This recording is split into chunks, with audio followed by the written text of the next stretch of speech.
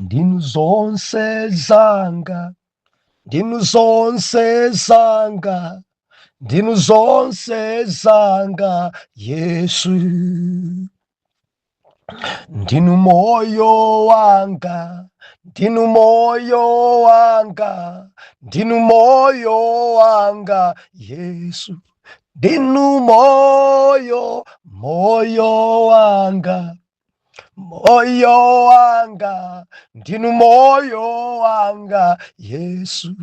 Ndinu zonse, zonse zanga, ndinu zonse zanga, ndinu zonse zanga, Yesu. Ndiulandireni okondedwa omvera konse kumene muli.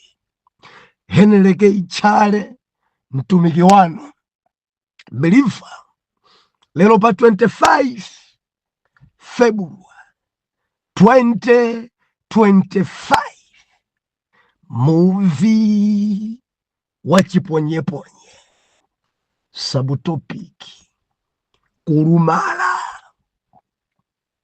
Tikuwerenga buku lija la Machitidwe chapter number 3 verse number 1 mpaka na verse number 10. Tidzawerenganso 2 Samuel chapter number 4 verse number 4. Mawu wotsogolera, wopunduka chibadwire achiritsidwa, chonenera Petro mkachisi. Verse number 1. Koma Petro ndi Yohane anali mkukwera kunka kukachisi pa ola la kupembedza, ndilo lachisanu ndi chinayi. Ndipo munthu wina wopunduka miyendo chibadwire ananyamulidwa, amene akamuyika masiku onse pa khomo la kachisi lotchedwa lokongola, kuti apemphe zaulere kwa iwo akulowa mkachisi. Ameneyo pakuona Petro ndi Yohane kuti alowe mkachisi, anapempha alandire chaulere. Ndipo Petro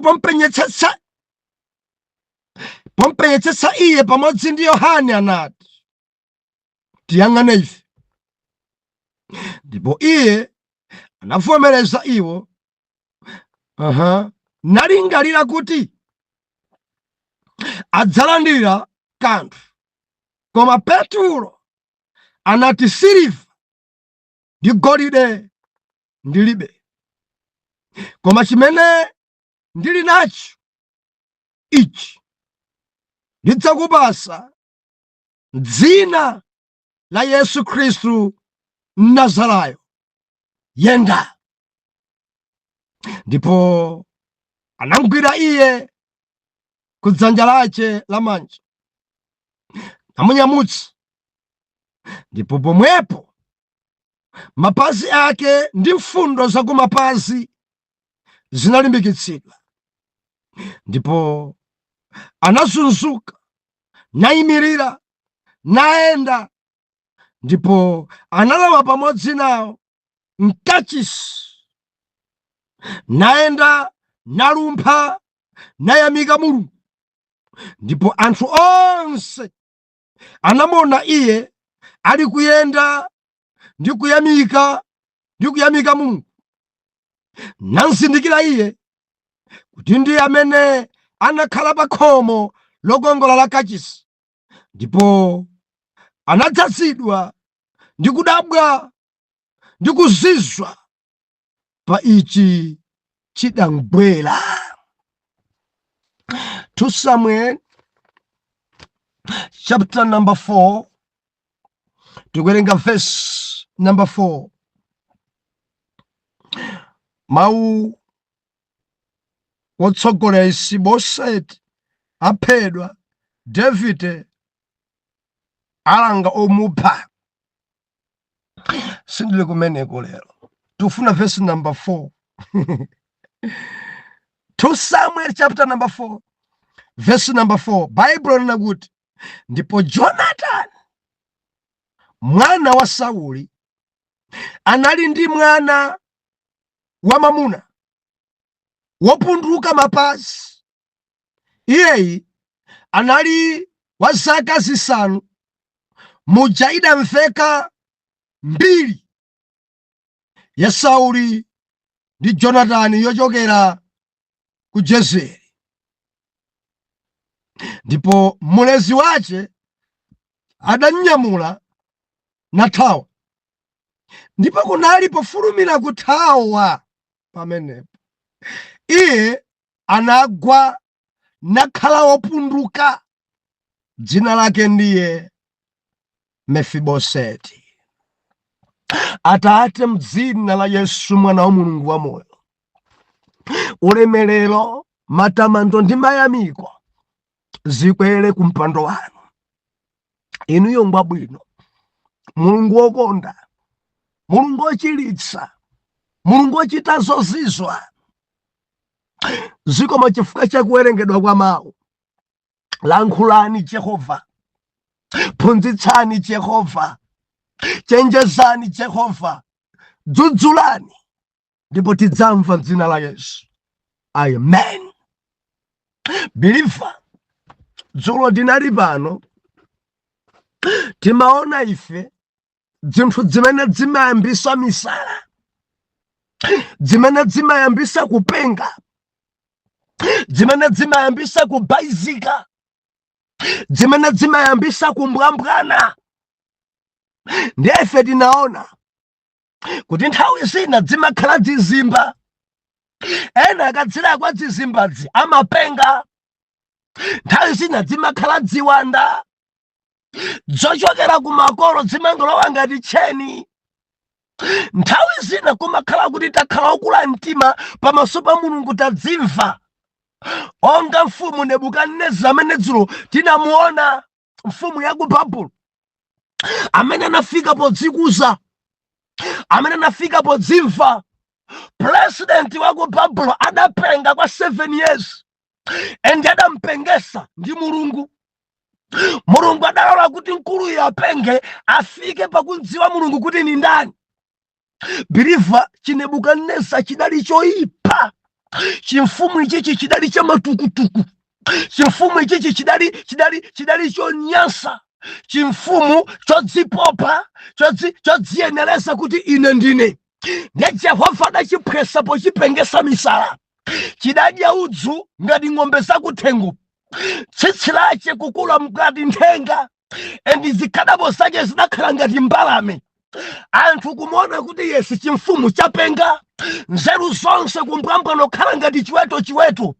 Believer, zidali zokhudza kwambiri ku Babuloni chifukwa wamkulu adali wa misala. Misala ikakhala ndi wamkulu zinthu zasokonekera. Akangopenga ndi wamkulu pamalo pafura. Babuloni, Babulo president chidakhala cha misala kwa zaka 7. Chinkadya udzu kwa zaka 7. Adapenga kwa zaka 7. Wamisala kwa zaka zochuluka. Choka nyumba kagona kuchire. Akuti thupi lake kukhathamira. Ndi mame akumwamba.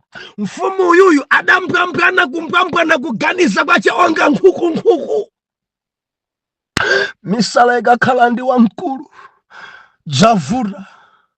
And misala hii idali ndi president. Misala ikakhala mbishopu. Misala ikakhala ndi abwana. Misala ikakhala ndi abaya mastala. Misala ikakhala ndi mai wachigwirizano, mai charade. Misala wa president kupenga. Misala ikakhala ndi nduna. Misala yagwira MP. Misala amfumu misala. Misala ikakhala ndi atiye. Misala ndiye kuti dziko lavuta laonongeka. Wapenga ali patsogolo. Those misala si abwino. Umuntu umachoka zochitika dzo umuntu wamakhala palibe, amakhala kuti munthu atha ngati sakomeredwa mtima ndi kuchira, amakhala kuti atha. Dziko la Malawi adayika chipatala chapadera cha anthu amisala, chapadera mukapita m'maboma mamango kubaya Jackson kuti akugonesa tulo mulibemo mankhwala eni madokota eni expert amene adachita kudzinkera ku sukulu. Mungakhale naye bwanji wa misala ali kuzomba, Believe ali kuzomba, kachigawo chapakati ali ndi chawo kakumpoto kuli chawo, koma ndidamvene kuti kuzomba kumeneko kuli ali konko. Amachita okhala okhawa kama patient amisala okhaokha, pena kuyimira pena kupita kumunokhoza kumpeza sowina akungovina tayovina palibe Believe ni misala.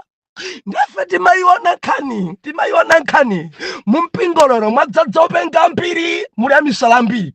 Mungadziwe bwanji kuti ingopenga amachita zinthu zosiyana ndi zimene alungalunga, amachita manenero ace amadabwisa, amanena zinthu zosiyana zimene walungalunga sanganene.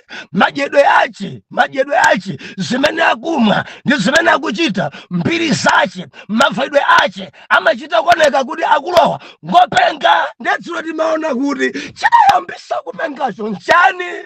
Kodi mdziwanda onga dzamwalegiyo zimene zidachuluka kumpangisa kukhala kumanda sitikudziwa chidampangisa kupengacho nchani, kapena ndi kukhwima pofuna kulemera sindikudziwa chidamuyambisa nchani, kapena ndi dzimathemberero zimatenda zakumtundu. Believe pali mtundu wina sasowa misala mtundu zochokera mmagazi adapalamula zikusaka kudzitseka, kapena kukula mtima ndi kudzimva onga Nebukadneza ukakhala woma tukutuku kwa mpiri amakupengesa.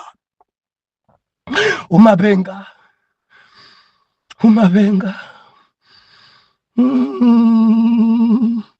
misala kwa munthu wankulu, misala munthu wankulu kuvulira mwana, misala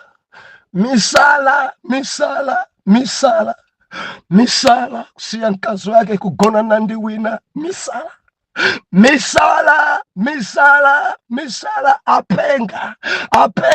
apenga kumakhala kupenga.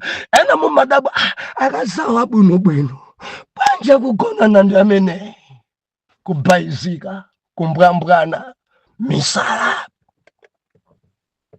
wankulu apenga, wapatsogolo misala ampengesanda yawe, aroba naye yawe ampengesa, aroba naye yawe amuyalutsa, aroba naye yawe anjesa udzu, aroba naye yawe anchosa mwofesi, aroba naye yawe misala. Ife tikudabwa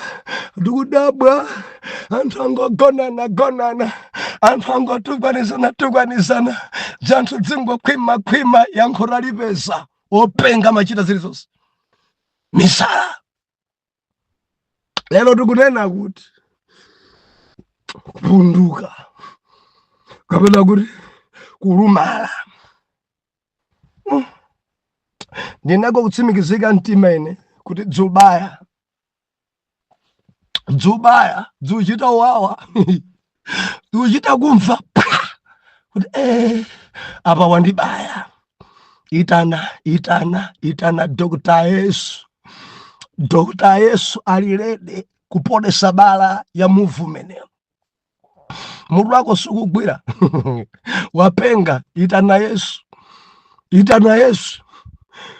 koma misala yache ikakula molomo itana Yesu maita umatukwana olalikira kupenga misala.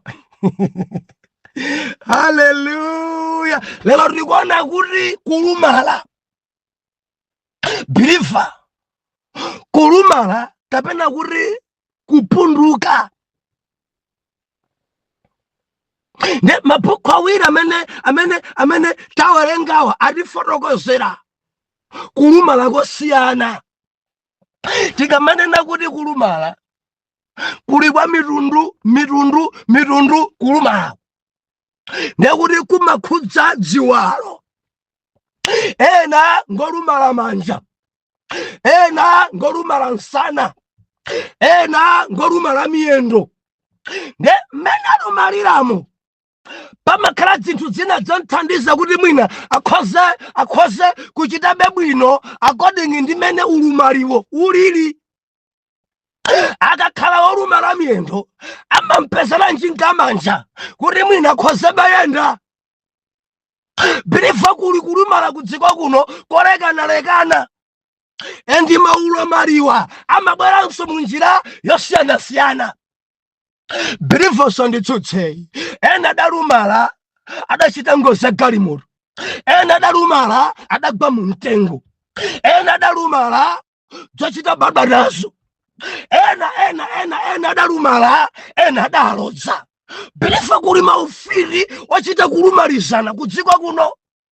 Ena adalumala okha usawera chibwana chidalumalitsa chibwana. Ena adalumidwa njoka. Chifukwa cholumidwa njoka pano ngolumala pali kulumala kwa mitundu. Kwayamba pazifuka zolekana. Now mapaseji awiri tawerengawa. Gawo loyamba ku machitidwe athu mu chapter number 3 verse 1 mpaka na verse number 10 pali kulumala kumene kudachitika mwambale ameneyi osati adachita ngozi koma kochita kubadwa nako. Kulumala kochita kubadwa nako kuchoka nako mmimba, kulumala kwa magazi, kulumala kokhala ngati tcheni. Birifa ulipo mtundu wina sangasowe. Wina dalumala mkono, wina dalumala diso, wina dalumala kosi, wina dalumala nsana, wina dalumala miyendo, wina sasowa kuntundu zimene zitu nzimacheni.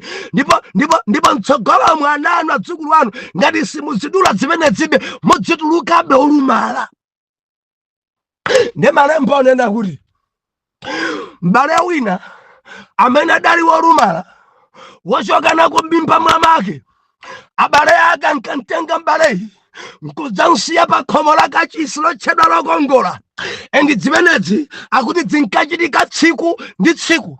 Ndipo ankasiya pa khomo la kachisi kuti adzipempha dzaulere anthu olowa mchalichiwo adzimpasako kanga chepe. Birifa apa tikuphunzira kuti ngati kuli anthu achifundo amapezeka kutchalichi, anthu amene amathandiza anzawo amapezeka kutchalichi, chifukwa m'bale yake olumalawa sadakansiye kunsika, sadakansiye ku banki, sadakansiye ku chipatala, adamtenga kansiye pa khomo la tchalichi. Abalewo anadziwa olowa umu ngokoma mtima, olowa umu ndi ana Mulungu, olowa umu ngachifundo, olowa umu amathandizana, olowa umu sakhala chere. Dzundidabwisa mzibambo nzanga ulibe chifundo ndi ena. Dzundidabwisa umapembedza nda. Dzundidabwisa sukhudzika ndi vuto la ena. Undidabwisa bwanji suthandiza. Undidabwisa muvi wachiponyeponye. Abalewo akuti dzuwa ikalowa amabwera dzamtenga m'bale wawo. Enda machita zimenezi tsiku ndi tsiku. Ndi ine ni madabwa sanali kutopa chifukwa chani ankanyamula tsiku ndi tsiku. Yankho talipeza nkadya naye, amadya naye, amadalitsika naye. Zimene amapasidwa kutchalichi wolumalayi amadya ndi abale onyamula, amakhotesanso abale onyamula. Endi sadali kusowa munthu onyamula, sadali kusowa munthu omkweza pa galera ka omkweza pa njinga kapalasa ngati zidalipo njingazo. Olo padalibe njinga sankasowa anthu onyamula pa machira 10 tikansiye pa khomo paja chifukwa nkadya naye. Ndikunena ndi olumala ambiri abale ano kudya nanu. Ndikunena ndi opunduka ambiri abale ano kusangalala nazo. Malemba onena kuti atafika Petro ndi Yohane pa ola la kupembedza ndilo lachisanu ndi chinayi, Malemba anena kuti atangofika adampeza m'bale monga mwachizolowezi ngolumala pake nkupempha kwa anthu olowa ntchalichi. Iye ntchalichi salowamo ngolumala. Mchipangano chakale olumala ankatengedwa ngati otembereredwa endi sadali kuvomerezedwa kuti akhoza kulowa malo opatulika. Ankatengedwa ngati opalamula kale. Ankabaluzidwa kuti awa ndiye kuti basi ngochimwa adzikhala panja pa tchalichi, asamalowe mkati mwa tchalichi, akhale kunja kwa tchalichi chifukwa ngolumala. Mchipangano chakale dzidalidere.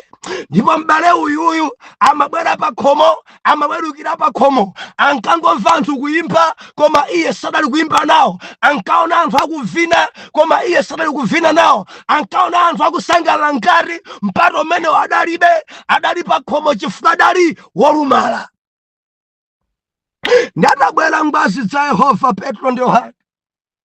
M'bale adapempha, thandizeni koni. Ndiye Petro pompenyetsetsa adati utiyang'ane ife. Ndiye m'bale yakuti adalingalira kuti alandira dzambiri. Ndadapenyetsetsa kwa ngwazi za Yehova. Adali alendo amuna yawa ovala mosiyana ndi onse ndi alendo awa.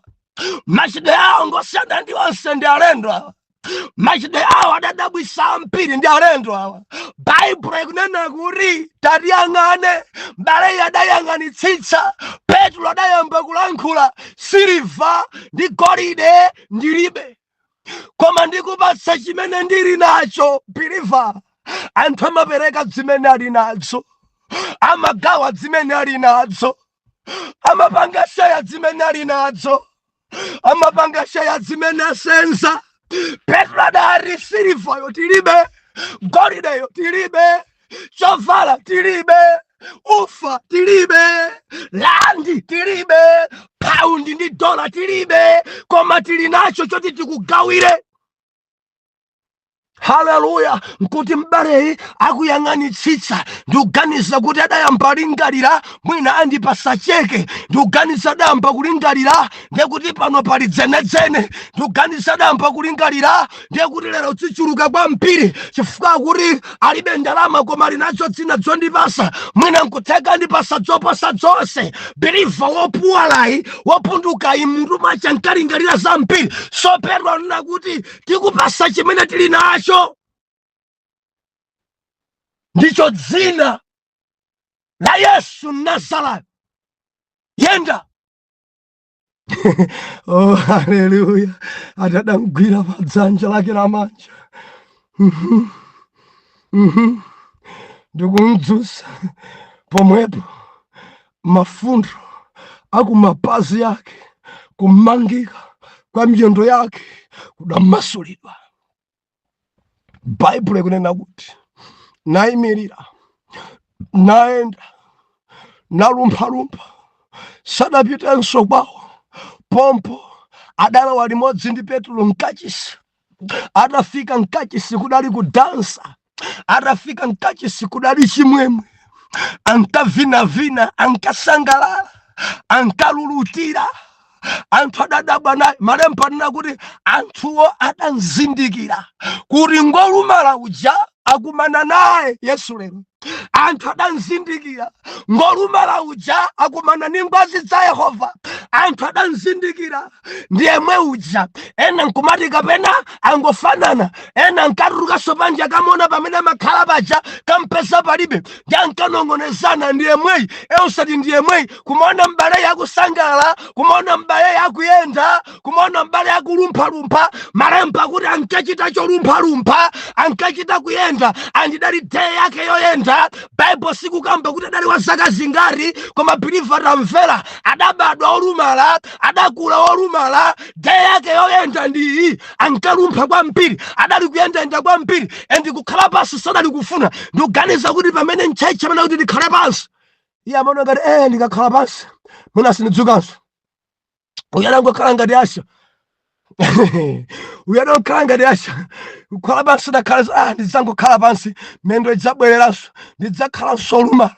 Ndikuganiza kuti akanguyenda konayo, kubwera konayo, kange tintasesa kupembedzera kumapembedzera chankati upita konayo upita sokonayo upita konayo upita sokonayo kuzaima pakhomo kuzabwera sombuyo iye idzakhala pansi adatopa nazo adabadwa kukhala pansi adakula kukhala pansi adatopa nako chifukwa cha kulumala adachiritsidwa sadakhalanso pansi akuti ankalumphalumpha ankayendaenda mpaka odakhoza kutambala paiya kuti kutambala lako adatopa nako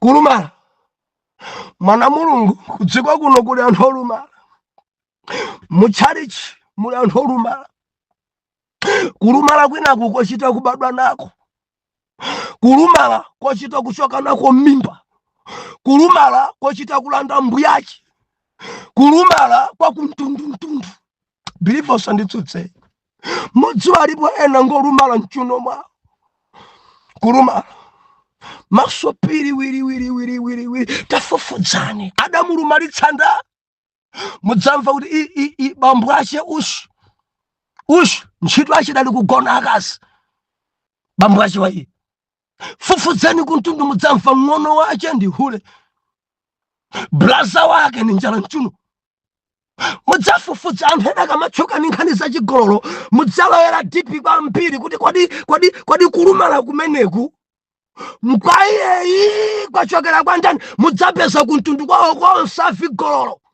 dzosita badwa nadzo kantundu konseko kovula dzosita badwa nazo kudabwa kuti ntsikanayi alanda ndani mudzamva kuti make nkachita gona mmabala make nkachita gonedwa masana pakachasu make ntchito achidali kungogonedwa make dzochokera kuntundu idzi alanda mbuyawo kulumala. Haleluya. Muli ambiri osayenda ntchalichi muli ambiri olumala ntchalichi lero muli ambiri otambalala ntchalichi muli ambiri ntchalichi lero adzadza aulumali dzochokera kumakolo dza ulumali dzochita kubadwa nadzo dza ulumali kuledzera bochidabwa kuononga china chilichonse dzochokera kuntundu banja ati mbwacha magona pakachasu midala dzina dzindi kulumala kwa kuntundu ati banja dagogwa chadende akazi 9 kamana kakakwanisa kale akazi 6 kulumala dzochokera kuntundu ena chidakolako mumtima muchidakolako chosatha kulumala kochoka nako kuntundu kwanu konse afirako lako uku ndi kulumala kwa nkari kulumala. Haleluya. Dzopya dzobadwa nadzodze dzopya idzi chifuka dziri ndi phara dzopya dzifuka dzikuyenda mmagazi dzopya chifuka dzimavulaza. Haleluya.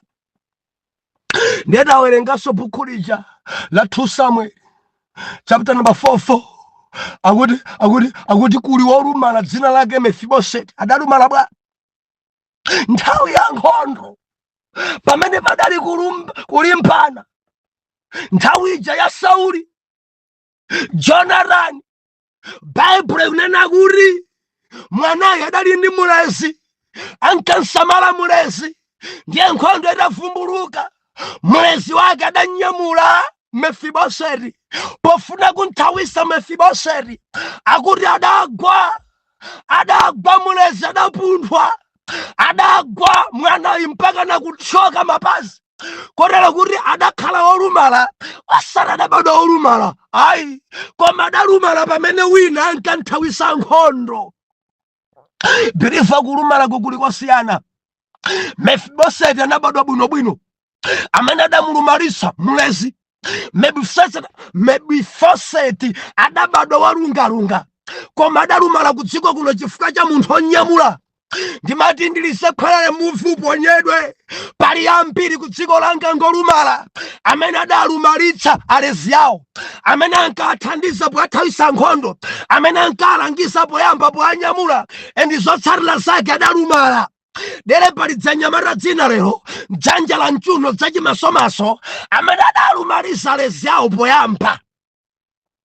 Mudzisamalanso ndi anthu amene akukulerani moyo wauzimu amene mwayika kutsogolo amaoneka ngati akukunyamulani koma pena kwa kukugwesani modena mudathusidwa mudagwesedwa ndi miyendo mudachoka miyendo ena chifukwa cha alezi osatembenuka mtima amene mudatcha kuti akhale ma spiritual advisor anu ma spiritual daddy anu osatembenuka mtima adakutumani zinthu zachikunja iniwo mudaona ngati akhristu amapanga nawo pamene adali wakugwa ndi mulesi wanuyo adakuwuzani zinthu zosenera kuchita khristu nawo mudachita mumaona ngati zimakhala choncho believer tamvera ndiye kuti udagwesedwa ndi mulesi amene ankakuthawisa pa nkhondo kuti udziwe choonadi koma adakutaya adakugwesa miyendo idachoka adakugwesa nda wina amene adakuthandiza poyamba mudzo mumpingo muli anthu ena sadzopemphera lero mumpingo madzadza anthu ena olo fasting sapangayi